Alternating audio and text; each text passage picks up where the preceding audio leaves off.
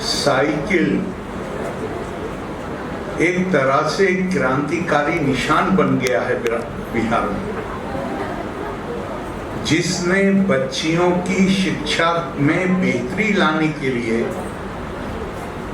Cycle देख के ध्यान आता है कि कैसे बिहार में शिक्षा में बेहतरी हुई है, असाधारण बेहतरी हुई है, प्रगति हुई है।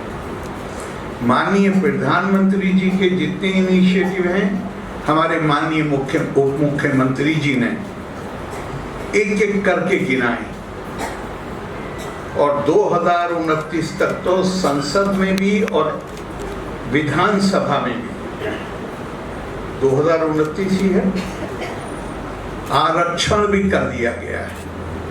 लेकिन इतनी सारी खुशी की बातों के साथ क्या मुझे दुखी होने का कारण नहीं है कि 4-5 दिन पहले एक 9 साल की बच्ची को उसका बलात्कार किया गया, उसका गला काटा गया और उसके साथ जो व्यवहार हुआ, सब काम हम सरकार के ऊपर नहीं छोड़ सकते, चाहे प्रदेश की हो और चाहे केंद्र की। समाज के अंदर चेतना जरूरी है, केवल सरकार सारे काम नहीं कर सकती। ये कैसे हम बर्दाश्त करते हैं?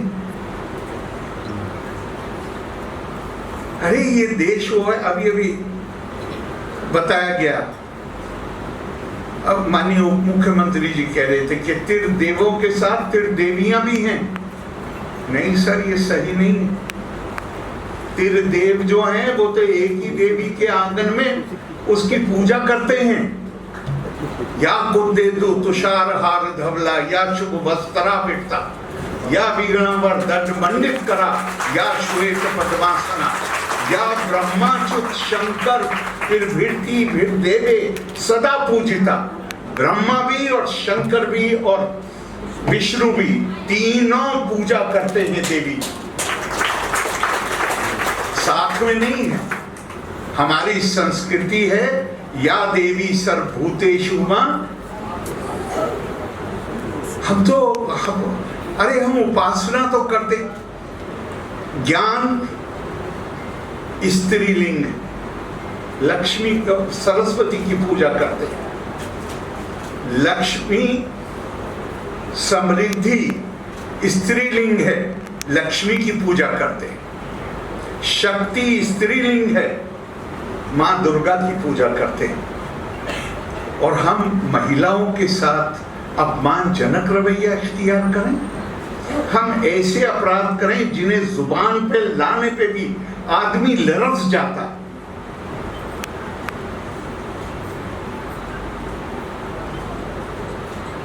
हम जिस संस्कृति का गुणगान करते हैं और हमारा आचरण उस संस्कृति के मुताबिक ना हो, तो जिनके पास वो संस्कृति नहीं है वो इतने बड़े अपराधी नहीं हैं जितने बड़े अपराधी हम हैं। क्योंकि हमारे पास तो वो हमारी धरोहर है, वो हमारी विरासत है। वो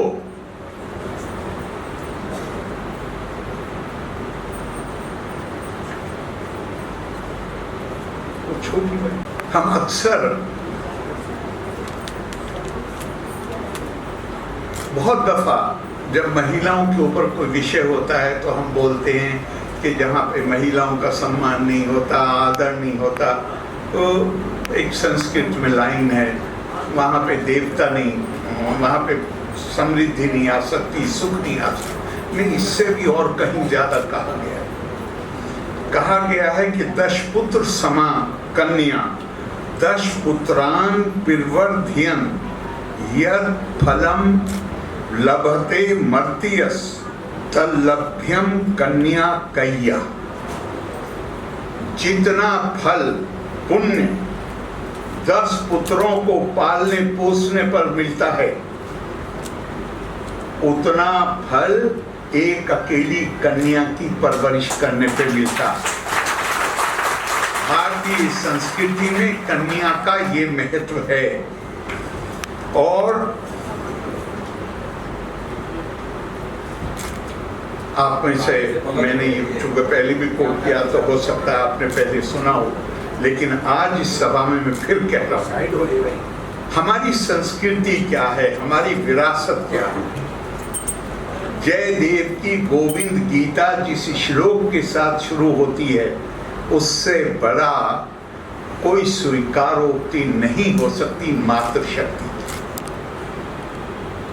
कहते मेघेर मेदुरम अंबरम वन भुवा श्यामा तमाल दुरुमे नक्तम भीरुरयम तोमेव तादिदम राधे गिरहम प्राप्य इत्थम नंदा निदेशता चलितेओ प्रत्यध्वा कुंजा दुरुमे राधे माधव योर जयंती यमुना कूले रहा के लिया।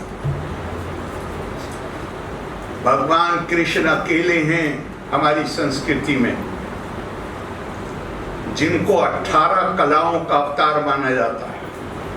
पूर्ण पुरुष, ये पूर्ण पुरुष गीत गोविंदा के पहले श्लोक के अनुसार, और इसके रचयिता हैं जयदेव। गीत गोविंदा के अनुसार ये पूर्ण पुरुष शाम को जब सूरज डूब रहा है, उस वक्त जो पेड़ों के छाया जो लंबी होती जाती है, उसे देख के वो डर जाते हैं।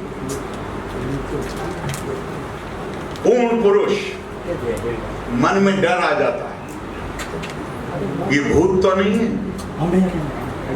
खतरा महसूस करते हैं। उस भय की स्थिति में कौन उनको संभालता है?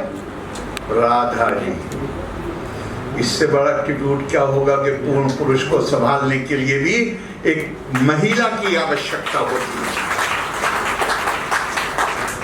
और मुझे एक और चीज ध्यान आ गई अभी बैठे बैठे। जहांगीर मुगल बादशाह का काल था। हमारे यहाँ तो साहित्य में क्या उसका नाम है, बिरहा। जहां महिला पति नहीं होता है तो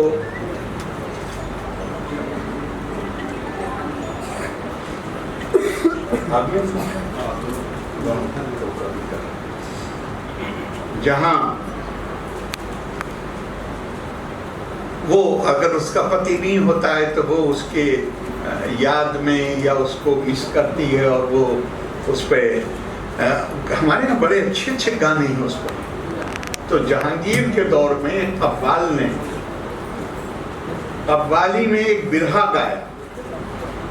जहांगीर नाराज हो गए और इतना नाराज हुआ कि कव्वाल अपना हारमोनियम छोड़ के भाग गया। उसने कहा ये कैसे संभव है कि एक महिला, और उसने बल्कि उसका जुमला जो है वो ये है कि ये तो महिला के लिए, उसने कहा ये तो उसका अपमान है कि वो इतना ज्यादा बेचैन है अपने जिसको वो चाहती है उसके लिए। और वो इतना नाराज हुआ कि वो भाग गया कव्वाल। तो उसका एक मिनिस्टर था, मुल्ला जामी नाम था उसका। मुल्ला जामी आया, उसने उसके गुस्से को कुछ कम किया और उसके बाद कहा कि हुजूर आप परिचित नहीं हैं, ये भारत है, यहाँ पर प्रेम करने का अधिकार महिला को है, पुरुष को नहीं है। यहाँ प्रेमी महिला होती है, पुरुष नहीं होता। और अगर आप अपने शास्त्रों को ठीक से पढ़ें, हमारे ही यहाँ है स्वयंवर की कल्पना। आदमी नहीं कह सकता कि मुझे इस महिला से शादी करनी। आदमी केवल मौजूद रह सकता है, महिला तय करेगी कि मुझे किसे स्वीकार करना। 3-4 जगह तो इसका उल्लेख महाभारत में मिलता है। मणिपुर की प्रिंसेस जब अर्जुन ना नकुल करता है तो क्या बताती, धर्म सिखाती है अर्जुन को। वो कहती है तुम नहीं प्रपोज कर सकते, लेकिन मेरे प्रपोजल को तुम रद्द नहीं कर सकते। वहां पे बच्चियों का बलात्कार हो ऐसे इस संस्कृति के मानने वालों के बीच में, क्या कैसे, कहां हम। और ये इसके लिए सरकार पर निर्भर मत करिए।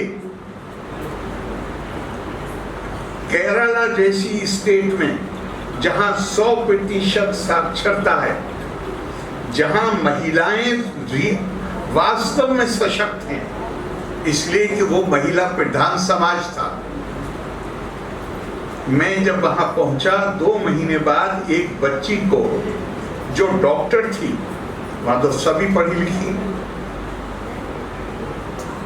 जहेज के कारण उसकी मृत्यु हो गई। मुझे रात में पता चला, सुबह मैं उसके घर पहुंच गया। मैं जब गया उसके बाद क्या क्या परिवर्तन आए वो बताता हूं आपको। गवर्नमेंट ने हर जिले में एंटी डाउरी ऑफिसर पोस्ट किया। हमारे यहाँ तो थाने हैं, रेप तो वो ऐसा क्राइम है कि ये तो बुनियादी जिम्मेदारी है पुलिस की। लेकिन मैं कह रहा हूं प्रशासन और प्रशासन इससे अलग हटके एक है जन चेतना। हम ऐसे लोगों को किस दृष्टि से देखते हैं? हमने हमारे वाइस चांसलर इकट्ठे हुए और उस मीटिंग में फैसला लिया कि कोई भी डिग्री हो, उस डिग्री को देने से पहले उनसे एफिडेविट लिया जाएगा कि अगर भविष्य में कभी भी ये पाया गया कि मैंने जहेज की मांग करी या मैंने जहेज दिया, उस सूरत में यूनिवर्सिटी को यह अधिकार होगा कि वो मेरी डिग्री को वापस मुझसे छीन ले। सरकार नहीं कर रही है। हमारे जो गांधीयन थे केरला के, उन्होंने हर जिले में एक दिन उपवास किया जहेज की प्रथा के, जहेज मांगने के खिलाफ, देने के खिलाफ। तो ये मैं आपको इसके लिए नहीं कह रहा हूं कि सरकार ने तो इतनी गिनती कराई अभी विजय सिन्हा जी ने, प्रदेश की सरकार भी और केंद्र की सरकार भी, जिन्होंने आज 18 कानून है महिलाओं पर जो अत्याचार होते थे उनको रोकने के लिए 18 कानून हैं।